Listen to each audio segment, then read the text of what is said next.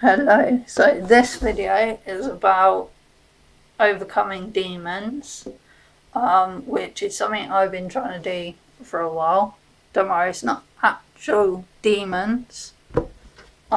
It's anxiety, depression, autistic spectrum disorder problems such as sensory overload, social awkwardness, social anxiety, stuff like that. And I've been working to battle that. I did a course with Steps to Wellbeing to help with I did like a therapy course to help with my anxiety, and that kind of helped a little in some ways, but other ways it didn't. Most of it didn't really apply to me because some of my anxieties are down to my physical health, some are down to socialising, and they were just more on the general anxiety, which I do get general anxiety, but most of the time it's social issues, social anxiety, which is the main thing I'm trying to battle.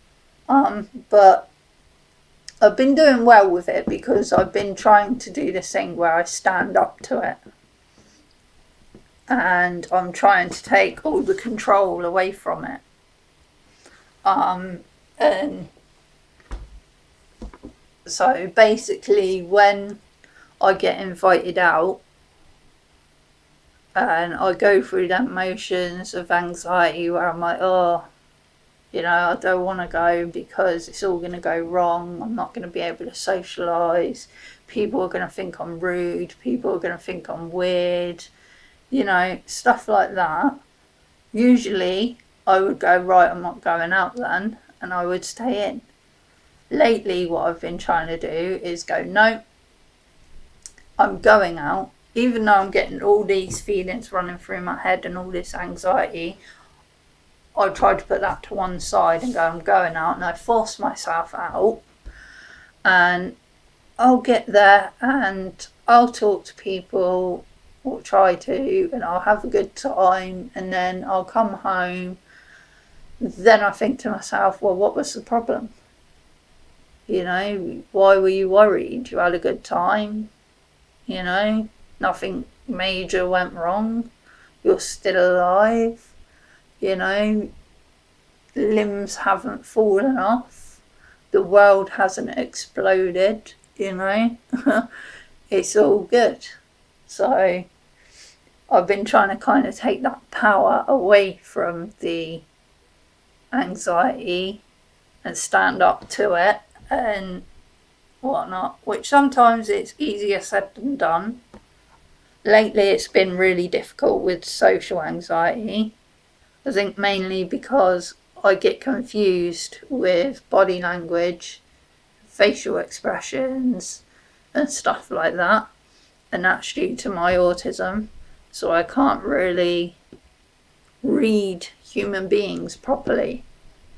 And they can be quite difficult to understand, and then of course because I can't read them properly, some situations and some conversations or whatever, I will do or say something that I think is appropriate to the situation and the way people are in the situation, if that makes sense.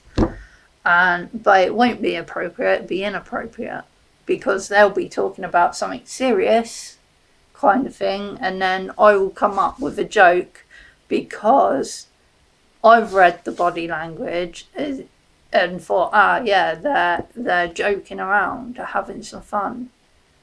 And I'll add a joke into the conversation, and then they will just look at me like, what?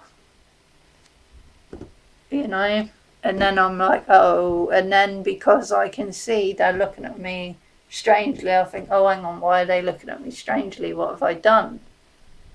And I tend not to socialise, so I don't get in those situations. But it's really difficult because I want to socialise, I want to make new friends, I want to talk to people,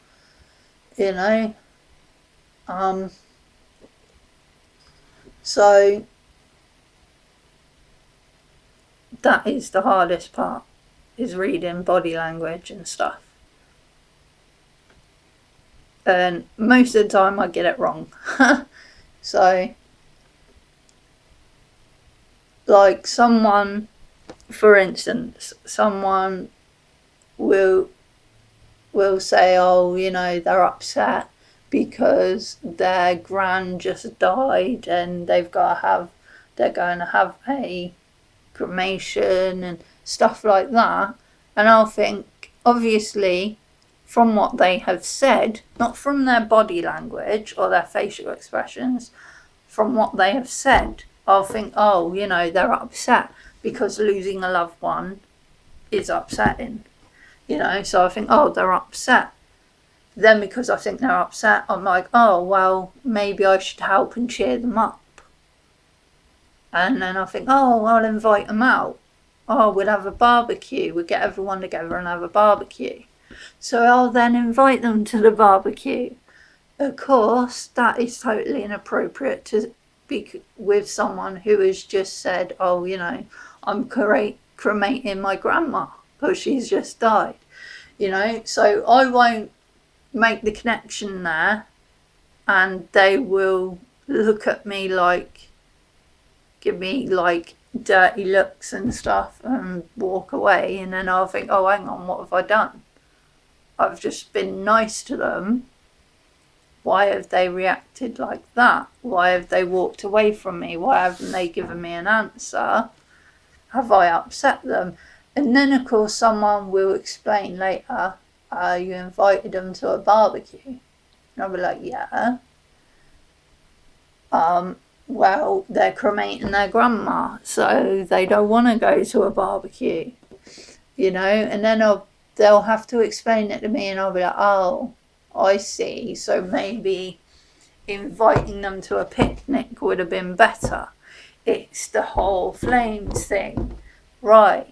You know, and then I'll get in that instance and I think, right, okay. So I try not to socialise. I try not to talk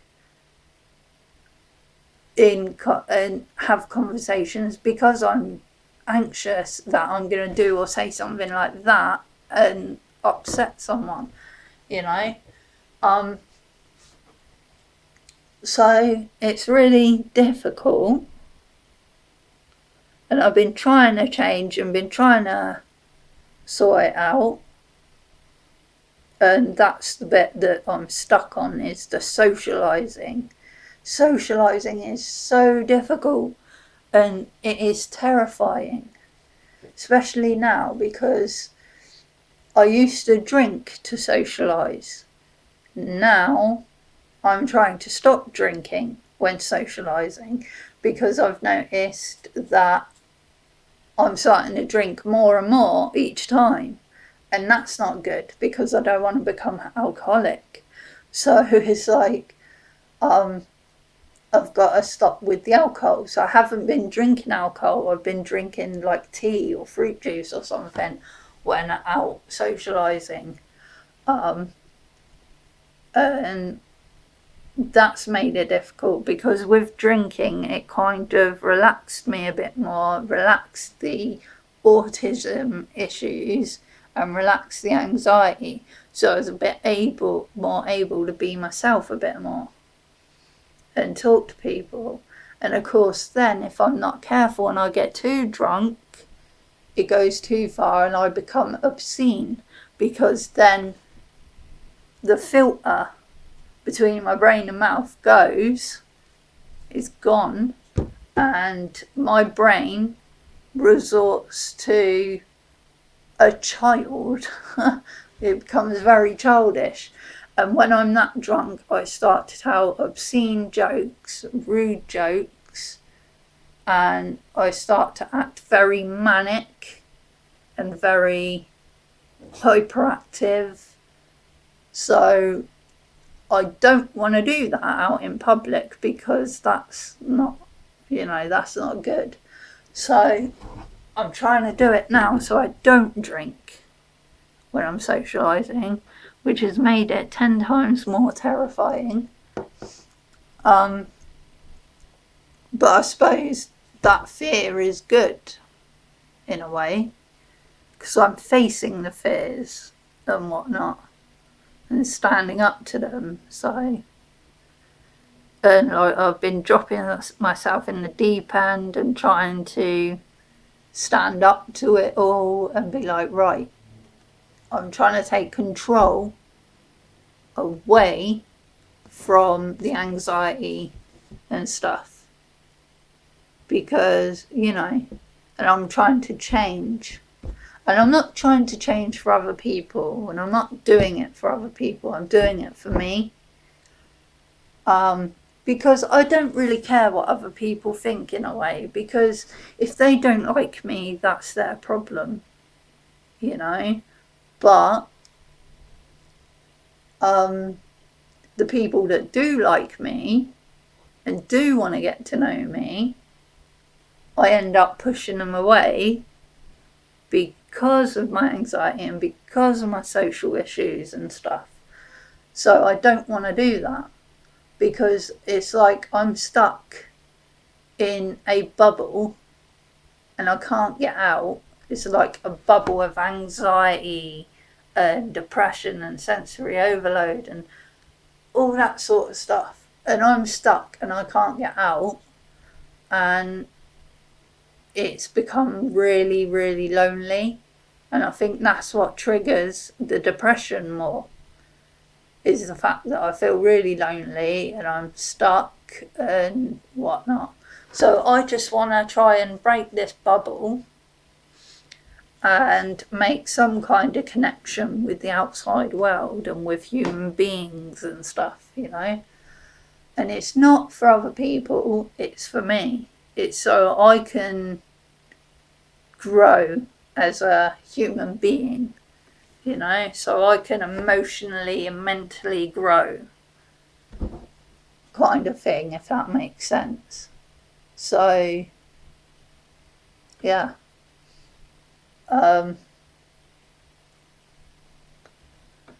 So it's just the social issues that I'm trying to overcome at the moment.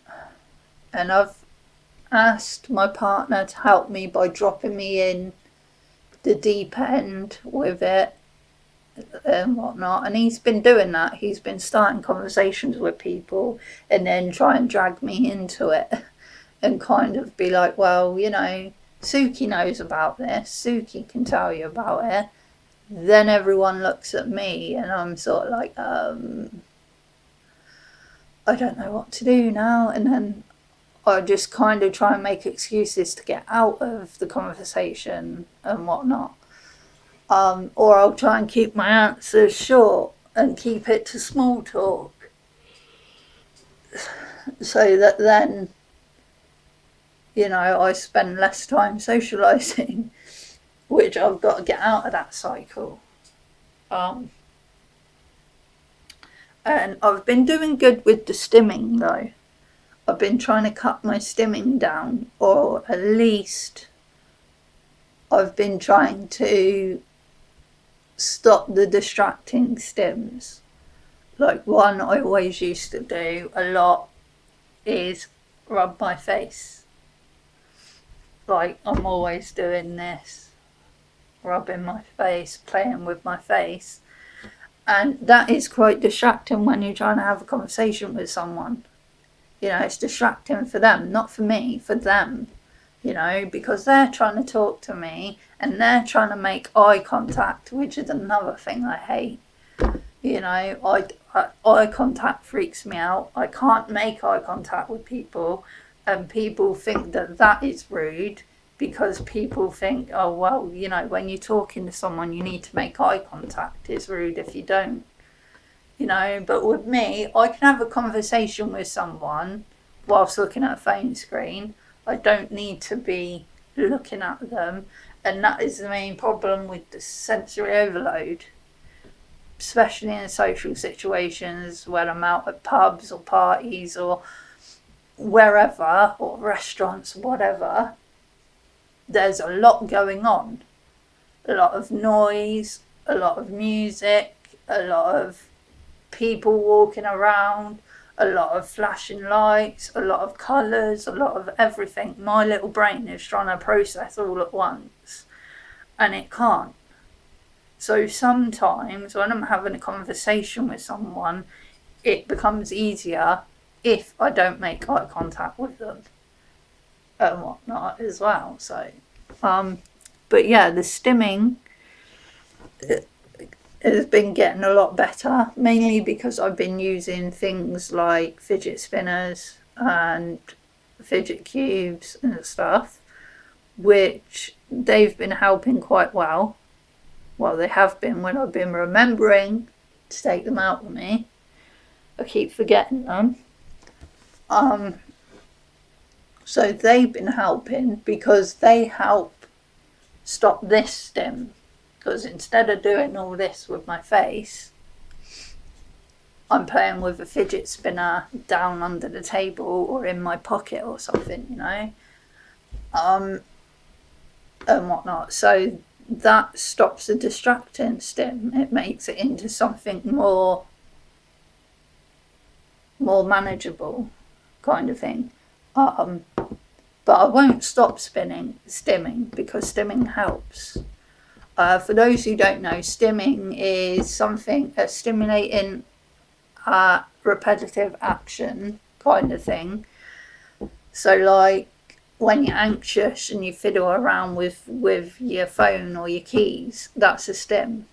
You know, you can get stims with any kind of emotion, like anxiety, with autism, when you get overexcited. When I get overexcited and happy about something, I flap my hands. That's my excited stim. Which I don't mind that one. My partner quite likes that one. He thinks that's cute, but there you go. But yeah, so that's what stims are. And I still stim out, but I try and make it less distracting, as I said, and whatnot. So my advice is, if you stim, then don't worry about it. You know, if you stim with anxiety and you've stood up to your anxiety and decided to go out anyway and drop yourself in the deep end, stim away. If you have to, if that's what gets you through it, then do it. Stim away. And do look at stuff like fidget cubes and fidget spinners and fidget pads and all that lot, because they are quite helpful. Me and my partner did a video about it on my channel. So go have a look at that. We reviewed a lot of fidget toys and how they've helped us. So go check that out. But yeah, so that's my advice. If you're going to drop yourself in the deep end and go at it like that, make sure you've got something to use as a stim. And stim away. You know, if that's what gets you through, then go ahead, do that. So yeah, that's one of my advices there. And I think facing it head on is probably the way to go, because then you can help condition your body and mind into it. And do what I did. Start small. Start with something little and work your way up slowly, get bigger and bigger and bigger. So like if you get anxious about making a money transaction with a shopkeeper, force yourself into that situation. Do that. Like I always get anxious about transactions with shopkeepers, bus drivers, waitresses and waiters in restaurants and stuff. I never could do that properly. I always got really nervous about it. But I've started to force myself into that. Like I'd go out on my own to my course and I would do that on my own which in a way was a big help, the fact that I had to go out on my own to my course, to my anxiety course. So it gave me the chance to do that. And then I thought, right, well, I'm gonna start making money transactions other places. I've managed the bus, so now maybe I can do it. I'll go into Burger King and I'll order myself a burger and do the transaction there. And I did that with no problem. And then I've slowly worked up to do certain things. And now when I did the open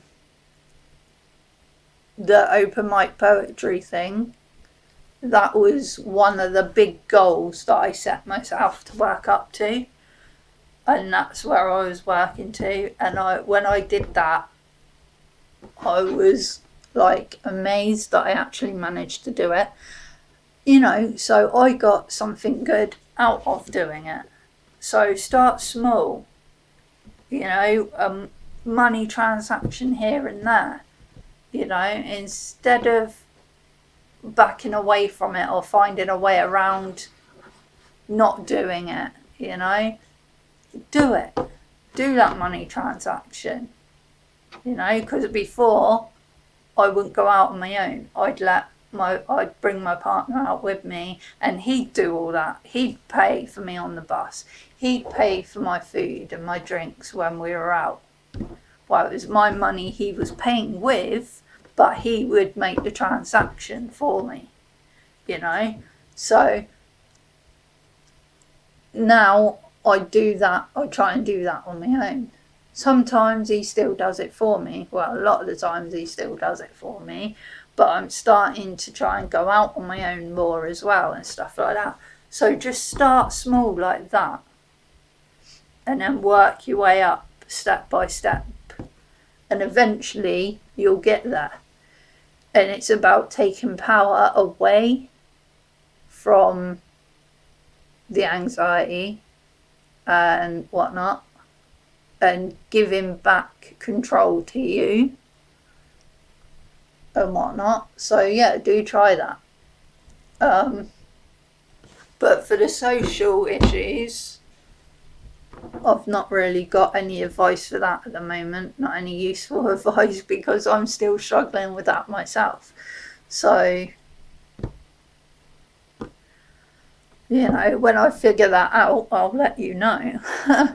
But yeah, slowly getting there with it and trying, and that's the best you can do. The best you can do is trying. Don't worry if you fail. Don't make a big thing out of it. You're going to fail, occasionally you're going to fall over. It's getting back up, that's the big bit. If you don't get back up, then you failed. If you get back up and get back on that horse, then you're succeeding. It's not the falling that's the failure. It's not picking yourself up afterwards that is the failure. So just keep that in mind and whatnot. You're going to make mistakes. You're going to, have days when you can't deal with life, which I've had a few of those, and I've just thought I'm just going to stay in, and you do need days to yourself. You need days to just relax mentally and physically. So don't worry if you have one of those days where you can't cope, because it's just you needing to recharge your batteries and whatnot, So yeah, that's my advice. Not very helpful, but yeah. But I'm trying to get myself out of this rut at the moment. I've been having a bit of writer's block lately because of my physical and mental health issues. It's kind of caused a bit of a block there because, mentally exhausted, and when I try and think of poems and write poems down, my brain just makes fart noises, or just goes through a list of things that I've done wrong or things that could go wrong, so I haven't managed to do many poems. And then, of course, the poems I did manage to start, I lost them because I forgot to back them up on cloud and my phone broke down. So I lost them all. So I had to start again from scratch, which was rather annoying. But I've written one poem about the writer's block, and it's looking good. It's slowly evolved over the past couple of weeks, and it's slowly changing into something that I'm happy with. So hopefully I can get back on the poetry horse and get back up doing some open mic and whatnot. And I'm hoping that will give me a buzz and give me a boost to get out of this bubble that I'm stuck in at the moment. So yeah, that's another bit of advice there, I think. Find something that gives you that buzz, that gives you that boost, something constructive. Like with me, I'm doing the poetry. Maybe try that, or try something else that gives you that buzz and that boost and makes you feel happy, because that will help you over the rough patches. Because I remember the first time I got up and did the open mic poetry and read the poem in front of all those people, all those strangers, I was scared out of my mind, but I managed to do it. And yeah, the poem may not have sounded coherent at the time. I may have stuttered and cluttered and stumbled and whatnot with my words. But the main thing is I got up there and I read in front of everyone. And that was, that gave me a massive buzz. And I had a buzz for weeks afterwards. And I was like, that was so good. Because before I went up, I was freaking out mentally. I was like, oh, I'm going to fail. I'm going to mess it up. No one's going to like it. Everyone's going to think I'm a weirdo. I got into that anxiety loop. And I was like, no, I'm going to do it. And I got up and I did it. And then afterwards, I was like, why was I worried? It just made the anxiety look silly, And I just thought, well, it wasn't that bad. And yes, every time I get up afterwards and I do open mic now, I still get scared silly. I still get anxious. But then afterwards, I'm like, wow, that was brilliant. And again, the anxiety looks silly. So make the anxiety look silly. Find something that will give you that buzz to carry you over the rough patches and make anxiety look silly. Because if anxiety looks silly, it's not going to be scary anymore, So yeah, so that's a bit of advice. Find something that gives you a boost and a buzz. Something constructive, that is. Don't go drinking loads of alcohol or taking loads of weird psychedelic drugs or whatever. That's not going to help. That's only going to make the situation worse. Find something constructive, a hobby, like the poetry, like take up an instrument, learn how to play guitar, and then go to an open mic, set yourself a goal, or if you want to do something and keep it private to yourself, you don't have to share it with the world, but do something that gives you a buzz, that puts anxiety to shame. And that is one of my main things, because that is helping me a hell of a lot. And It's really, really good. I'm probably like the worst poet in the world, but I don't care because it's helping my mental health. So that's what it's all about. So yeah, I'm gonna try and end this video here.